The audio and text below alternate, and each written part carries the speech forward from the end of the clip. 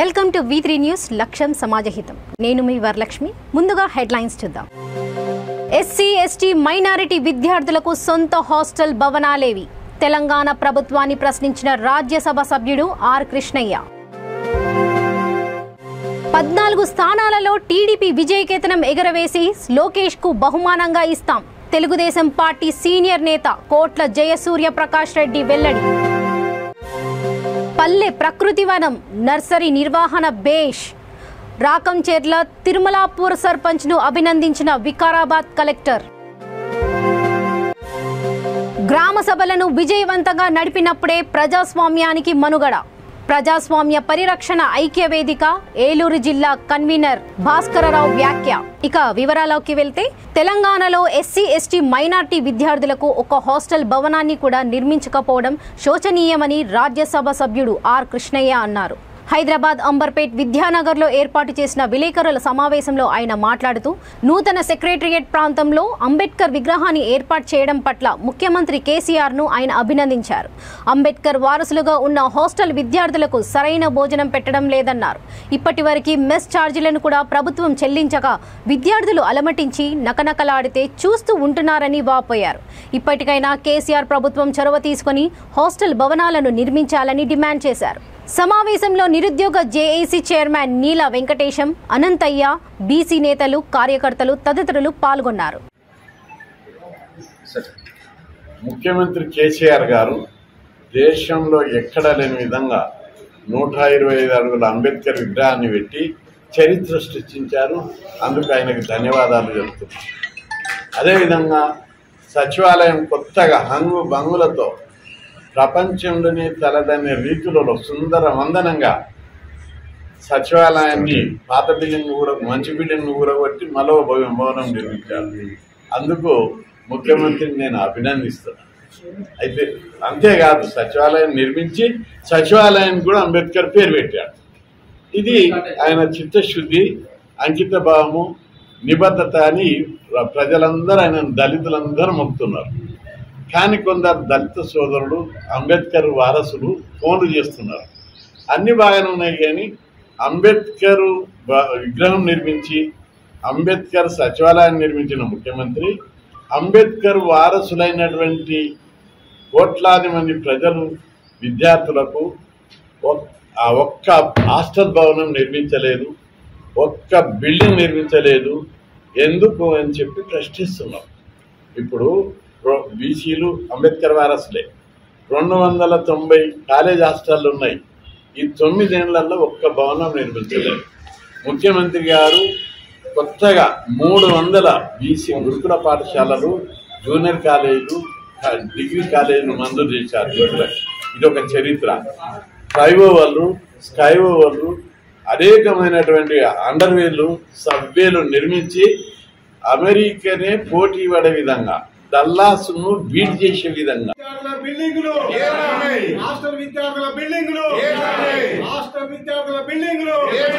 Ambedkar building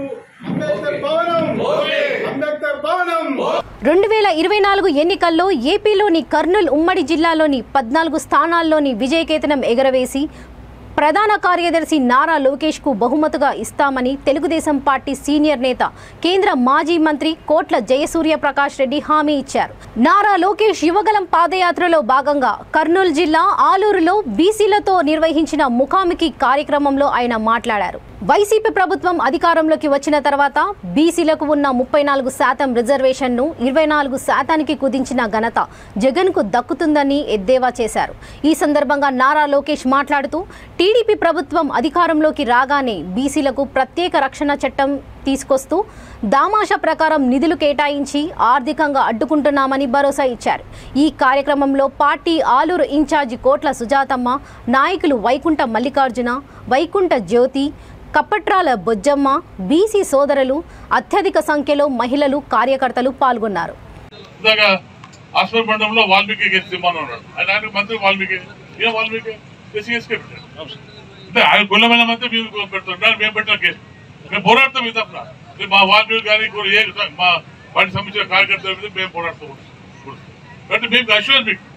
అందుకోసం మమ్మల్ని అన్నా కాబట్టి తెలుగుదేశం స్ట్రాంగ్ మంత్రులు మన జిల్లాలో మనం ప్రూఫ్ చేస్తాం. డెఫినెట్ గా 14 గెలిపించుకునే బాధ్యత. అలా అప్పుడే మన సమస్యలు పరిశ్రమ అయితే తప్పకుండా లోకేష్ బాబు గారికి నేను మాటిస్తాను. మీకు మీరు ఏదైతే డిస్కస్ చేశారో మీ పాయింట్ చెప్పారో అన్ని కూడా తప్పకుండా మీకు అండగుండి మిమ్మల్ని కాపాడే బాధ్యత తెలుగుదేశం పార్టీది. ప్రకాష్ రెడ్డి గారు లోకేష్ బాబు గారు మీకు మాటిస్తాను తెలియజేసుకుంటారు. సన్నిధి గోల్ అని ఇప్పుడు తిరుపతి పొద్దున తెరిస్తేనే సార్ వాకింగ్ తెరిస్తేనే సన్నిధి గోల్ వాళ్ళే వాకింగ్ తెరుస్తారు సార్. వాళ్ళని కమిటీ మెంబర్ గా ఎప్పుడు కంటిన్యూషన్ గా ఉండాలని చెప్పని మీరు స్పెషల్ గా జీవో చేయాలని చెప్పి ఈ సభాముఖంగా కోరుకుంటున్నాం సార్. మాది గొల్లమండపం ఉంది సార్. అప్పుడు యాదవరాజులే తిరుపతి దేవస్థానం కట్టించారు సార్ అని మేము వినయంగా మీకు తెలియజేస్తున్నాం సార్. సన్నిధి గొల్ల మండపం కూడా ఈ రోజు కూడా ఉంది సార్. అదేవిధంగా మాకు యాదవ్ కార్పొరేషన్ ఇచ్చి 2000 కోట్ల రూపాయలతో మాకు బడ్జెట్ ఇవ్వాలని చెప్పని, అదేవిధంగా అన్ని బీసీ వర్గాలకి మన రాబోయే ముఖ్యమంత్రి గారు నారా చంద్రబాబు నాయుడు గారు మన క్యాపిటల్లో ఒక బీసీ భవన్ని ఏర్పాటు చేసి అందరూ అక్కడ వచ్చి ఉండే విధంగా, అంటే పడినప్పుడు వచ్చి ఉండే విధంగా ఒక బీసీ భవన్ని మీ ద్వారా ఏర్పాటు చేయాలని చెప్పి కోరుకుంటూ, అదేవిధంగా గొర్రెలు సార్ మెయిన్ సార్. ఈ ప్రాంతంలో కురువ, గొల్ల, బోయ ఈ 3 కులాలు సార్ గొర్రెల మీద జీవనంగా బతున్నారు సార్. సంస్థ ఎన్నికల్లో 34% మీ రిజర్వేషన్ ని 24% తగ్గించిన వ్యక్తి జగన్మోహన్ రెడ్డి. ఈ యొక్క నిర్ణయం వల్ల 16,000 మంది బీసీలు అవకాశాలు ఈరోజు కోల్పోయారు. నిధులు లేని కార్పొరేషన్, కుర్చీ టేబుల్ లేని ఫెడరేషన్లు బీసీలకు ఇచ్చారు. కేటాయించాం, ఖర్చు పెట్టాం. కానీ ఈ ప్రభుత్వం అధికారులకు వచ్చిన తర్వాత ఎక్కడ కానీ మీకు నిధులు కేటాయించలేదు, మిమ్మల్ని పట్టించుకోలేదు. దామాషా ప్రకారం నిధులు కేటాయించి ఆర్థికంగా మిమ్మల్ని ఆదుకుంటాం, ప్రోత్సహిస్తామని సభాముఖంగా నేను మీకు హామీ ఇస్తున్నాను. ఇంకా గొర్రెల మేకలది కుర్బ సోదరులు చాలా స్పష్టంగా నన్ను అడిగాను. దానికి చాలా క్లియర్ గా నేను సమాధానం చెప్పాను రాబోయే రోజు ఎట్లా ఆదుకుంటామని. ఇంకా అమరావతిలో భవనం కట్టుకునేదానికి మనోళ్ళు వచ్చినప్పుడు ఉండేదానికి భూమి కేటాయిస్తే బాగుంటుంది. ఫస్ట్ ఆల్ మన రాజధాని ఏంటో ఎక్కడుందో ముందర తేల్చినండి ప్రభుత్వం. జగన్ తేల్చాలి కదా. కర్నూలు, అమరావతి. వికారాబాద్ జిల్లా పూడూరు మండలం రాకంచెర్ల తిరుమలాపూర్ గ్రామ పంచాయతీలో పల్లె ప్రకృతి వనం నర్సరీలను జిల్లా కలెక్టర్ నారాయణ రెడ్డి ఆకస్మికంగా తనిఖీ చేశారు. ఈ సందర్భంగా ఆయన మాట్లాడుతూ పల్లె ప్రకృతి వనం నర్సరీ పెంపకానికి కృషి చేసిన సర్పంచ్ కమ్లీబాయ్ పెంటయ్యను అభినందించారు. కాగా పల్లె ప్రకృతి వనానికి నర్సరీకి సంబంధించి ఒకటే బోరు ఉండడం వల్ల నీరు సరిపోవడం లేదని సర్పంచ్ జిల్లా కలెక్టర్ దృష్టికి తీసుకెళ్లడంతో వెంటనే స్పందించి మరొక బోర్ వేయించాలని అధికారులను ఆదేశించారు. కార్యక్రమంలో వార్డు సభ్యులు, ప్రజలు పాల్గొన్నారు.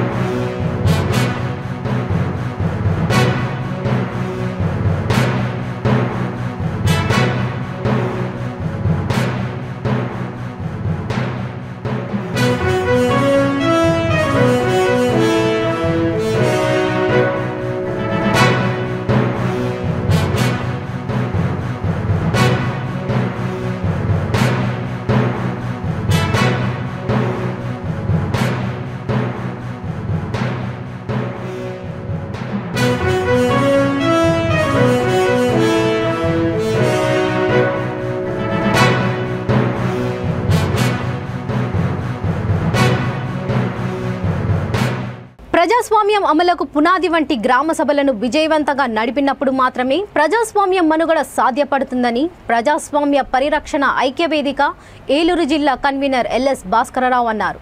మండవల్లి మండలం మూడుతాలపాడులో సర్పంచ్ ముత్యాల రాజసులోచన అధ్యక్షతన నిర్వహించిన గ్రామ సభలో ఆయన పాల్గొన్నారు.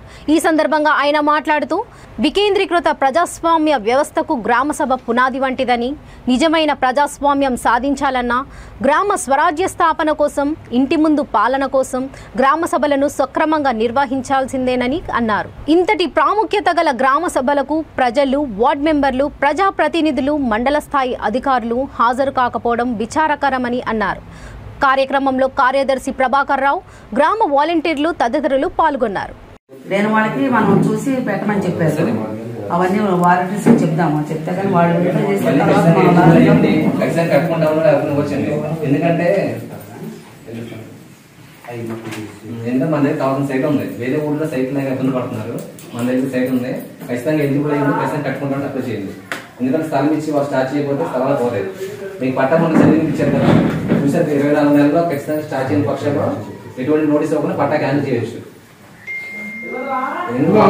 మన ఇబ్బంది ఫ్రీ వచ్చింది అనమాట. చెప్పలేదు, మన ఎంఆర్ఓ ఎక్స్ప్లెయిన్ చేశారు. మీటింగ్ ఎవరు వచ్చారు తెలియదు కానీ కొంతమంది వచ్చి చూపించిన 40 వచ్చారు. అలాగే ఎంఆర్ఓ ఎక్స్ప్లెయిన్ చేశారు. పోగొట్టుకుంటే రేపు పొద్దున సంవత్సరం ముందు సార్ పోవడం మీకు తెలిసింది అంత. ఇంతకుముందు 3 సెంట్లు ఇచ్చారు, 3 సెంట్లు కాస్త చెప్తున్నారు వెళ్ళి, ఇది కూడా ఉండకపోవచ్చు. దయచేసి మీకు బెనిఫిట్ కొంచెం మోటివేట్ చేసి ఎవరైతే కట్టుకుంటే ముందుకు వస్తే నాకు చెప్పండి, నేను మళ్ళీ శాంక్షన్ పెడతాను, ఇబ్బంది లేదు.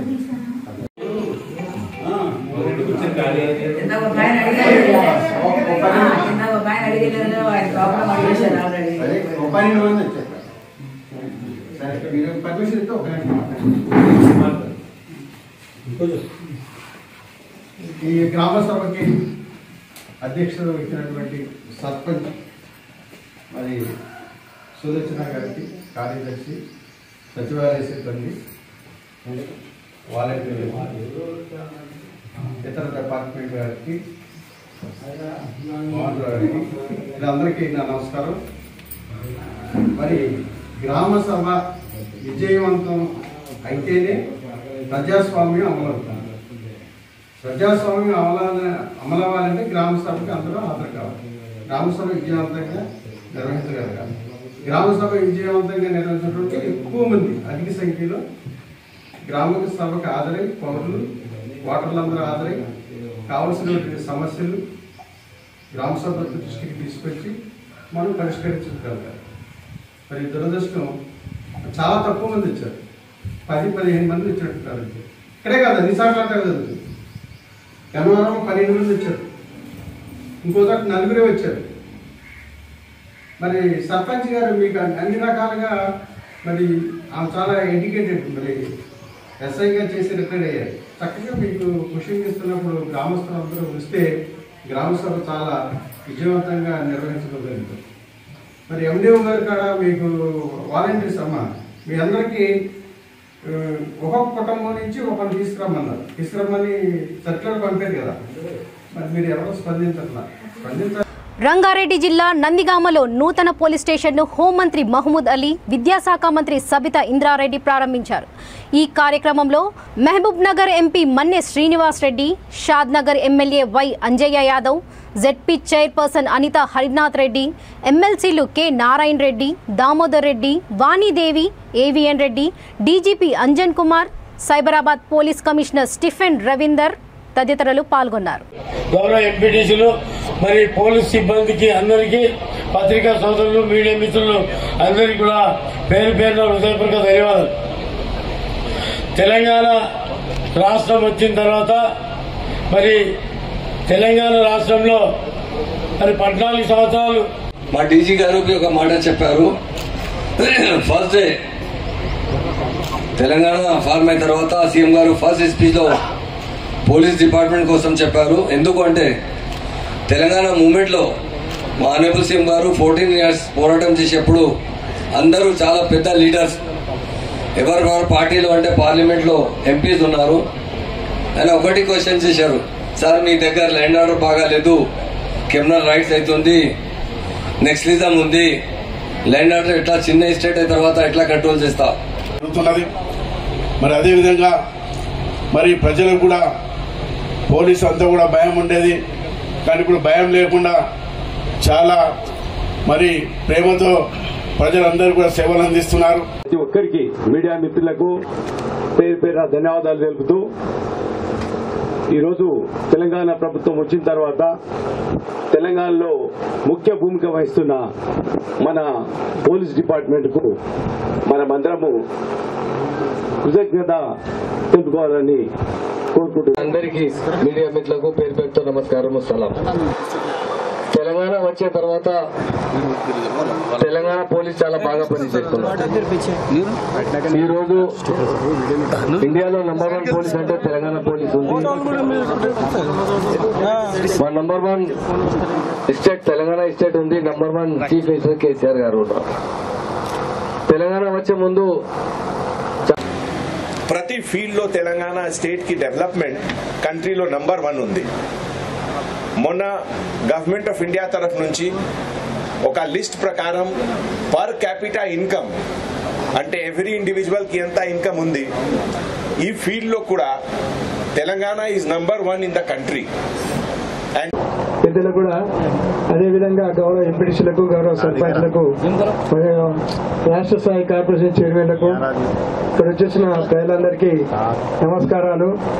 ముఖ్యంగా పోలీస్ శాఖలో ఉన్న ఉన్నతాధికారుల ప్రయత్నం వలన నేర్చుకో వాళ్ళు ముందుకొచ్చి ఇంత మంచి బిల్డింగ్ కట్టించేందుకు మనకు అందరి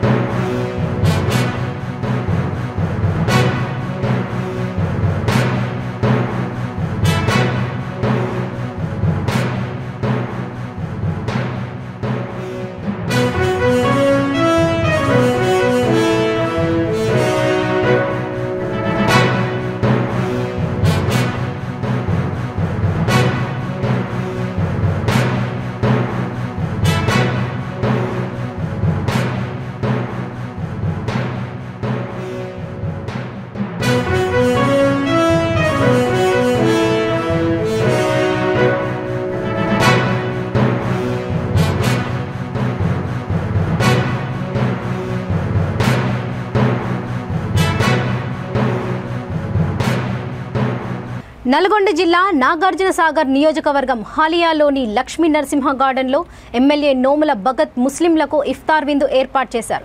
ఈ సందర్భంగా పలువురు పేద ముస్లింలకు దుస్తులు పంపిణీ చేశారు. ఈ కార్యక్రమంలో ట్రైకర్ చైర్మన్ ఇస్లావత్ రామచంద్ర నాయక్, పార్టీ నాయకులు, కార్యకర్తలు తదితరులు పాల్గొన్నారు.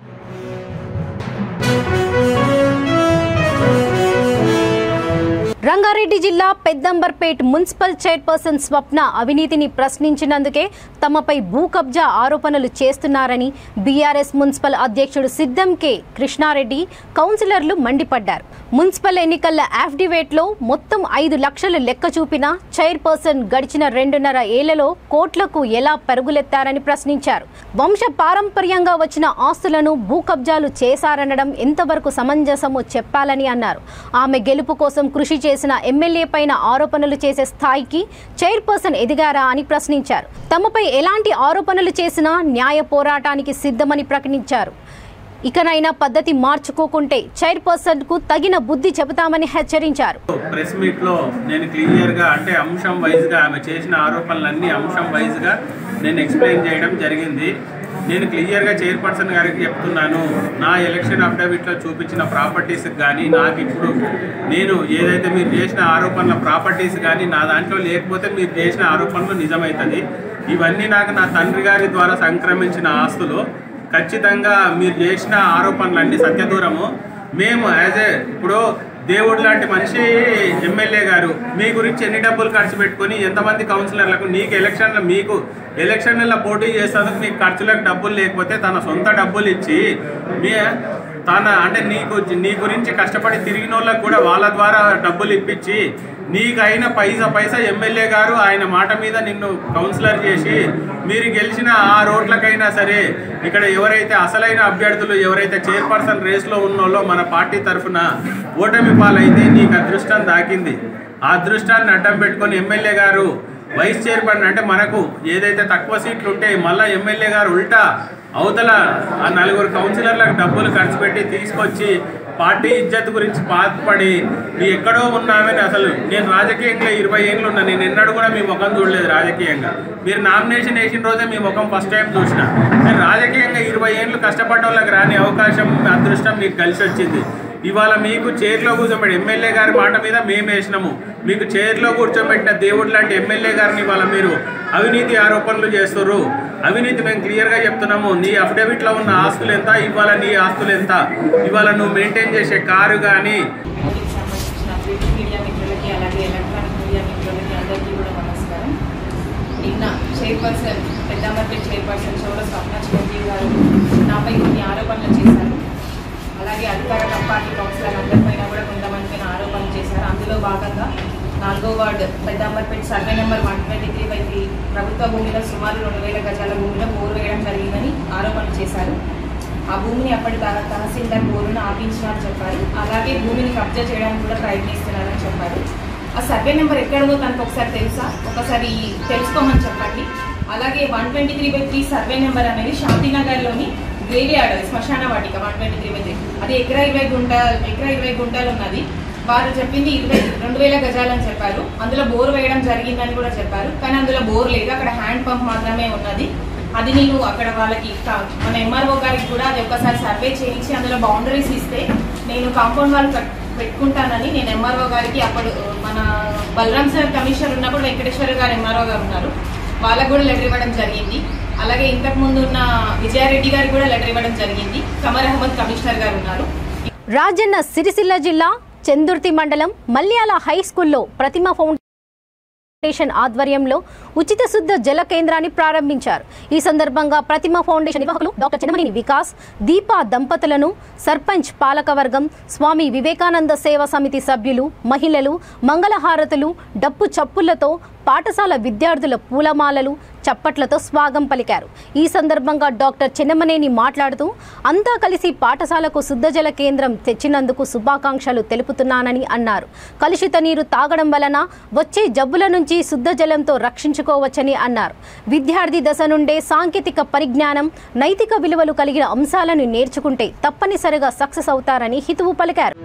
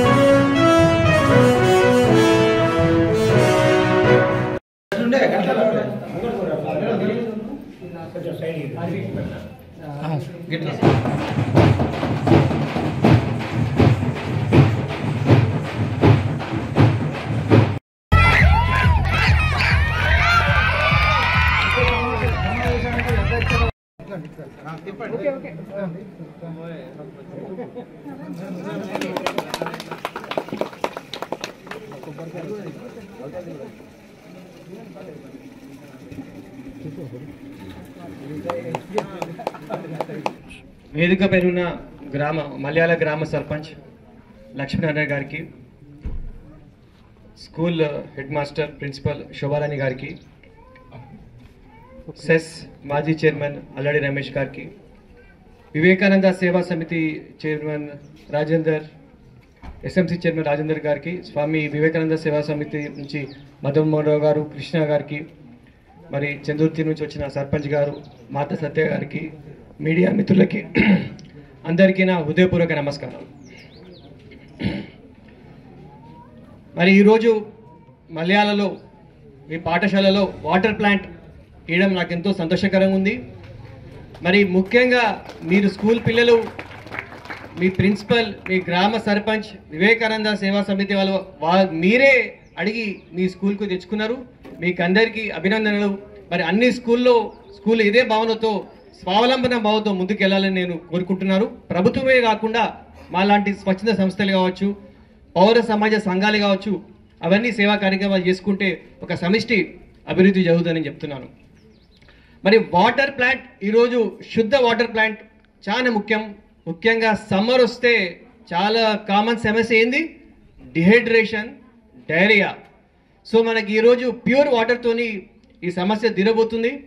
చాలా ఇది సంతోషకర విషయం. వాటర్ ఎండాకాలంలో చాలా తాగాలి, గంటకు ఒక గ్లాస్ తాగాలంటారు. మీరందరూ తాగితే కిడ్నీ స్టోన్ సమస్య కూడా రాదు, డిహైడ్రేషన్ కాదని ఈ సందర్భంగా చెప్తున్నాను. స్కూల్స్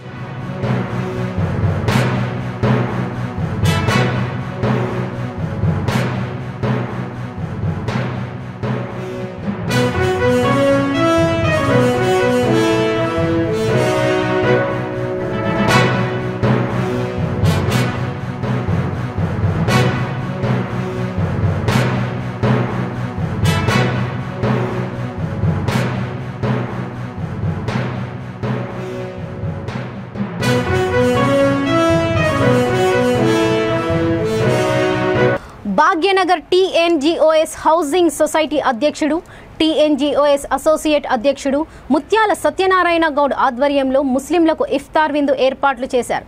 ఈ కార్యక్రమంలో సొసైటీ సెక్రటరీ జి మల్లారెడ్డి, ఉపాధ్యక్షుడు బి రాజేశ్వరరావు, కోశాధికారి ఏ శ్రీనివాసరావు, సొసైటీ డైరెక్టర్లు తదితరులు పాల్గొన్నారు.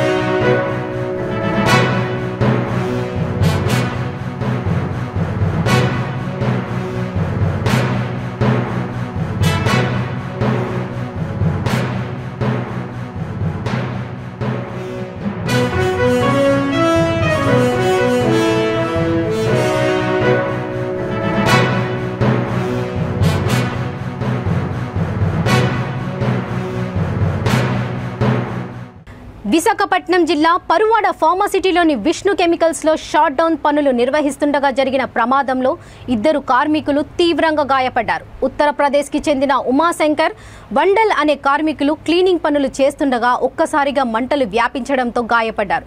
ఈ ఘటనపై సమగ్ర విచారణ జరిపి చర్యలు తీసుకోవాలని pharma city staff and workers union అధ్యక్షుడు గనిశెట్టి సత్యనారాయణ డిమాండ్ చేశారు. కార్మికుల రక్షణ, భద్రతా ప్రమాణాల వంటి అంశాలపై విచారణ జరిపి క్షతగాత్రులకు మెరుగైన వైద్యం అందించాలని కోరారు.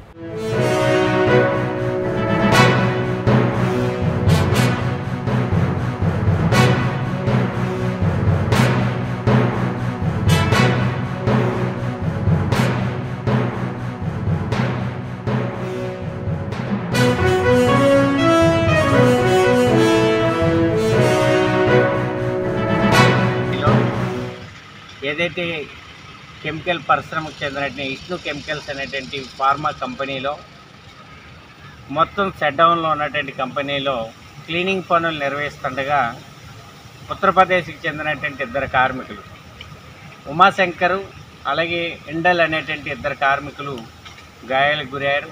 ఒక కార్మికుడు తీవ్రంగా గాయపడినట్లుగా, మరో కార్మికుడు స్వల్ప గాయాలు అయినట్లుగా ఇప్పుడే కార్మికులు సమాచారం అందజేశారు. తోటి కార్మికులు క్లీనింగ్ పనులు చేస్తున్న సందర్భంలో మంటలు వ్యాపించి ఆ మంటల్లో 2 కాలిపోవడం, విశాఖపట్నంలో ప్రైవేట్ హాస్పిటల్కి తరలించారు.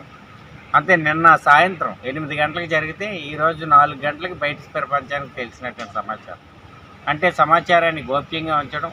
జిల్లా ఎస్పీ, అనకాపల్లి జిల్లాకు చెందినటువంటి ఎస్పీ ఈ జరిగినటువంటి సంఘటనని పరిశీలించారు. అలాగే పరవాడ పోలీసులు, డిఎస్పీ, అలాగే జిల్లా ఉన్నతాధికారులు వీళ్ళంతా పరిశీలించారు.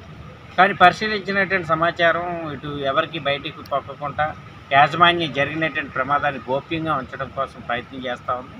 అందుకని inspector factory, pollution control board, అలాగే ఫైర్ డిపార్ట్మెంట్ ఈ శాఖలు ఆయా విభాగాల్లో చేస్తున్నటువంటి పనుల్లో లోపాలని, వాటి జరుగుతున్నటువంటి ఏదైతే లోపాలు ఉన్నాయి వీటిని పరిశీలించవలసిన అవసరం ఉంది.